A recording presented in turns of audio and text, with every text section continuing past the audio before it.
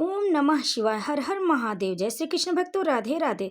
भक्तों, आज हम सुनेंगे फाल्गुन माह की कथा, अध्याय 7, शिव महापुराण की कथा, अध्याय 7, जिसे आप फाल्गुन माह में अवश्य सुने। भक्तों, फाल्गुन माह में भगवान शिव शंकर की शिव पुराण की कथाओं का श्रवण करना बहुत ही पुण्यकारी होता है। इसीलिए भक्तों, श्रद्धा और भक्ति के साथ आप इस अध्याय को अंत तक श्रवण करें।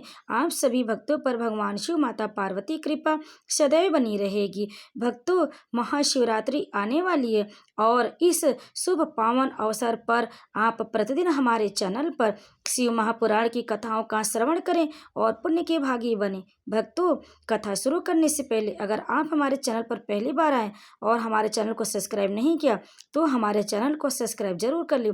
वीडियो पसंद आए तो लाइक करें, शेयर करें और कमेंट में ओम नमः शिवाय, हर हर महादेव जरूर लिखें और इस शिव महापुराण की कथा का अंत तक श्रवण करें। भक्तों, पहले अध्याय में आपने सुना कि माँ दुर्गा ने मेना के गर्भ से पुत्री के रूप में जन्म लेती हैं। उसके आगे की आइए कथा हम श्रवण करते हैं। ब्रह्मा जी कहते हैं, नारद, मेना के सामने महातेजस्विनी कन्या होकर लौकिक गति का आश्रय ले वह रोने लगी। उसका मनोहर रुदन सुनकर घर की सब स्त्रियां हर्ष से खिल उठी और बड़े वेग से प्रसन्नता पूर्वक वहां आ पहुंची। नील कमल दल के समान श्याम कांति वाली उस परम तेजस्विनी और मनोरम कन्या को देखकर गिरिराज हिमालय अतिशय आनंद में निमग्न हो गए। तदंतर सुंदर मुहूर्त में मुनियों के साथ हिमवान ने अपनी पुत्री की काली आदि सुखदायक नाम रखे।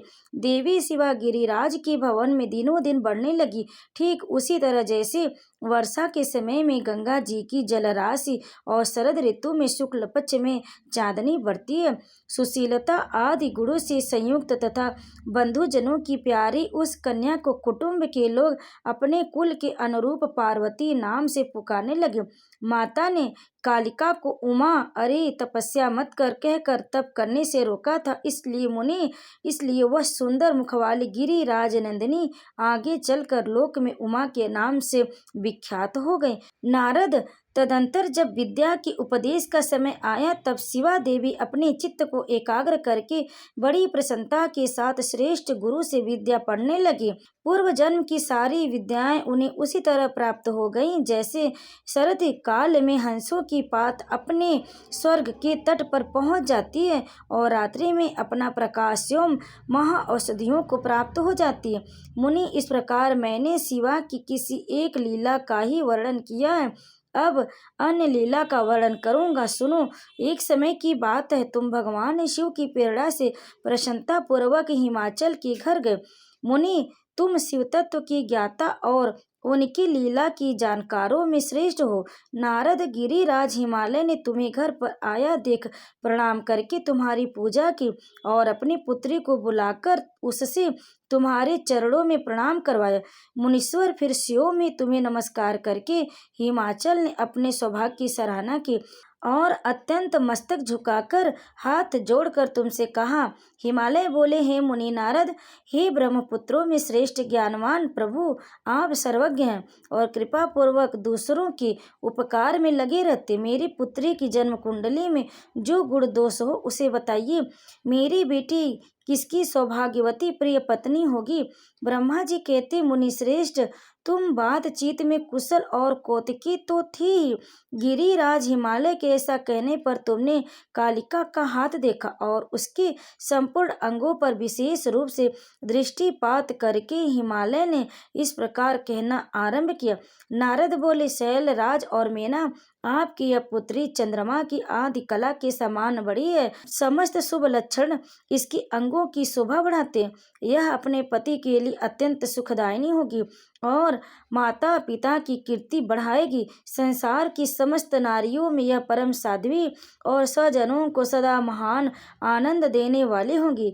गिरिराज, तुम्हारी पुत्री के हाथ में सब उत्तम लक्षण ही विद्यमान है, केवल एक रेखा विलक्षण है। उसका यथार्थ फल सुनो। इसे ऐसा पति प्राप्त होगा जो योगी नंग धड़ंग रहने वाला निर्गुण और निष्काम होगा। उसके न माँ होगी न बाप, उसे मान सम्मान का भी कोई ख्याल नहीं रहेगा और वह सदा अमंगल वेश धारण करेगा। ब्रह्मा जी कहते, नारद तुम्हारी इस बात को सुन और सत्य मानकर मेना तथा हिमाचल दोनों पति पत्नी बहुत दुखी हुए, परंतु जगदम्बा शिवा तुम्हारे ऐसे वचन को सुनकर और लक्षणों द्वारा उस भावी पति को शिव मानकर मन ही मन हर्ष से खिल उठी। नारद जी की बात कभी झूठ नहीं हो सकती, यह सोचकर शिवा भगवान शिव के युगल चरणों में संपूर्ण हृदय से अत्यंत स्नेह करने लगे। नारद उस समय मन ही मन दुखी हो हिमवान तुमसे कहा, मुनि उस रेखा को फल सुनकर मुझे बड़ा दुख हुआ है। मैं अपनी पुत्री को उससे बचाने के लिए क्या उपाय करूं? मुनि तुम महान कौतुक करने वाले और वार्तालाप विशारद से हिमवान की बात सुनकर अपने मंगलकारी वचनों द्वारा उनका हर्ष बढ़ाते हुए तुमने इस प्रकार कहा। नारद बोले, गिरिराज तुम स्नेह पूर्वक सुनो, मेरी बात सच्ची है, वह झूठ नहीं होगी। हाथ की रेखा ब्रह्मा जी की लिपि है, निश्चय ही वह मिथ्या नहीं हो सकती। अतः शैल प्रवर इस कन्या को वैसा ही पति मिलेगा, इसमें संशय नहीं है। परंतु इस रेखा के फल से बचने के लिए एक उपाय भी है, उसे प्रेम पूर्वक सुनो, उसे करने से तुम्हें सुख मिलेगा। मैंने जैसे वर का निरूपण किया है वैसे ही भगवान शंकर हैं, वे सर्वसमर्थ हैं और लीला के लिए अनेक रूप धारण करते रहते हैं।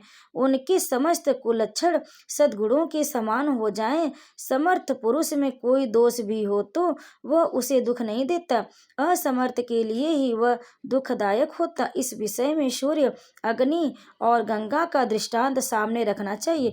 इसलिए तुम विवेक पूर्वक अपनी कन्या शिवा को भगवान शिव के हाथ में सौंप दो। भगवान शिव सबके ईश्वर, सेव्य, निर्विकार, सामर्थ्यशाली और अविनाशी हैं, वे जल्दी ही प्रसन्न हो जाते, अतः शिवा को ग्रहण कर लेंगे, इसमें संशय नहीं है। विशेषतः वे तपस्या के वश में हो जाते हैं, यदि शिवा तप करे तो सब काम ठीक हो जाएगा। सर्वेश्वर शिव सर्व प्रकार से समर्थ है, वे इंद्र के वज्र का भी विनाश कर सकते हैं। ब्रह्मा जी उनके अधीन है तथा वे सबको सुख देने वाले हैं। पार्वती भगवान शंकर की प्यारी पत्नी होंगी, वह सदा रुद्रदेव के अनुकूल रहेंगी, क्योंकि यह महासाध्वी और उत्तम व्रत का पालन करने वाली है तथा माता पिता के सुख को बढ़ाने वाली है। यह तपस्या करके भगवान शिव के मन को अपने वश में कर लेंगी और वे भगवान भी इसके सिवा किसी दूसरी स्त्री से विवाह नहीं करेंगे। इन दोनों का प्रेम एक दूसरे के अनुरूप है, वैसा उच्च कोटि का प्रेम न तो किसी का हुआ है, न इस समय है और न आगे होगा। गिरिश्रेष्ठ इन देवताओं के कार्य करने हैं, उनके जो काम नष्ट प्राय हो गए उन सबका इनके द्वारा पुनः उज्जीवन या उद्धार होगा। आद्रिराज आपकी कन्या को पाकर ही भगवान हर अर्धनारीश्वर होंगे, इन दोनों का पुनः हर्षपूर्वक मिलन होगा। आपकी यह पुत्री अपनी तपस्या के प्रभाव से सर्वेश्वर महेश्वर को संतुष्ट करके उनके शरीर के आधे भाग को अपने अधिकार में कर लेंगी, उनका अर्धांगिनी बन जाएंगी। गिरिश्रेष्ठ तुम्हें अपनी यह कन्या भगवान शंकर के सिवा दूसरे किसी को नहीं देनी चाहिए। यह देवताओं का गुप्त रहस्य है, इसे कभी प्रकाशित नहीं करना चाहिए। हिमालय ने कहा, ज्ञानी मुनि नारद, मैं आपको एक बात बता रहा हूँ, उसे प्रेम पूर्वक सुनिए और आनंद का अनुभव कीजिए। सुना जाता है कि महादेव जी सब प्रकार को आसक्तियों का त्याग करके अपने मन को संयम में रखते हुए नित्य तपस्या करते हैं, देवताओं की भी दृष्टि में नहीं आते। देवर्षि ध्यान मार्ग में स्थित हुए वे भगवान शंभु पर ब्रह्मा में लगाए हुए अपने मन को कैसे हटाएंगे, ध्यान छोड़कर विवाह करने को कैसे उद्धत होंगे, इस विषय में मुझे महान संदेह है। दीपक की लौ के समान प्रकाशमान अविनाशी प्रकृति से परे निर्विकार, निर्गुण, सगुण, निर्विशेष और निरीह जो परमात्मा है, उनके वही सदा अपना सदाशिव नामक स्वरूप है, अतः वे उसी का सर्वत्र साक्षात्कार करते, किसी ब्रह्मा अनात्म वस्तु पर दृष्टि नहीं डालते। मुनि, यहाँ आए हुए किन्नरों के मुख से उनके विषय में नित्य ऐसी ही बात सुनी जाती है क्या वह बात मिथ्या ही है? विशेषतः यह बात भी सुनने में आती है कि भगवान हर ने पूर्व काल में सती के समक्ष एक प्रतिज्ञा की थी। उन्होंने कहा था कि दक्ष कुमारी प्यारे सती, मैं तुम्हारे सिवा किसी दूसरी स्त्री को अपनी पत्नी बनाने के लिए न वरण करूंगा न ग्रहण। यह मैं तुमसे सत्य कहता हूँ। इस प्रकार सती के साथ उन्होंने पहले ही प्रतिज्ञा कर ली है। अब सती के मर जाने पर वे दूसरी किसी स्त्री को कैसे ग्रहण करेंगे? यह सुनकर तुम नारद ने कहा, महामते गिरिराज, इस विषय में तुम्हें चिंता नहीं करनी चाहिए। तुम्हारी यह पुत्री काली ही पूर्व काल में दक्ष कन्या सती हुई थी। उस समय इसी का सदा सर्व मंगलदायी सती नाम था। वे सती दक्ष कन्या होकर रुद्र की प्यारी पत्नी हुई थी। उन्होंने पिता के यज्ञ में अनादर पाकर तथा भगवान शंकर का भी अपमान हुआ देख क्रोध पूर्वक अपने शरीर को त्याग दिया था। वे ही सती फिर तुम्हारे घर में उत्पन्न हुई हैं। तुम्हारी पुत्री साक्षात जगदम्बा शिवा है।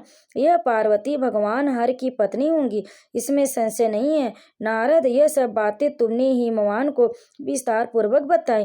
पार्वती का वह स्वरूप और चरित्र प्रीति को बढ़ाने वाला है। काली के उस संपूर्ण पूर्व वृत्तांत को तुम्हारे मुख से सुनकर हिमवान अपनी पत्नी और पुत्र के साथ तत्काल संदेह रहित हो गए। इसी तरह तुम्हारे मुख से अपनी उस पूर्व कथा को सुनकर काली ने लज्जा के मारे मस्तक झुका लिया और उनके मुख पर मंद मुस्कान की प्रभा फैल गई।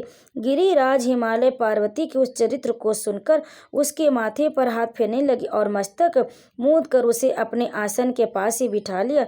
नारद, इसके पश्चात तुम उसी क्षण प्रसन्नता पूर्वक स्वर्गलोक को चले गए और गिरिराज हिमवान भी मन ही मन आनंद से युक्त हो अपने सर्वसम्मतिशाली मनोहर भवन में प्रविष्ट हो गए। ओम नमः शिवाय। भक्तों, शिव महापुराण की कथा अध्याय 7 यहीं पर समाप्त हुई। आगे की कथा आप अगले अध्याय में अवश्य सुने। तब तक आप सभी भक्तों पर भगवान शिव माता पार्वती कृपा सदैव बनी रहे। जय श्री कृष्ण। राधे राधे। ओम नमः शिवाय। हर हर महादेव।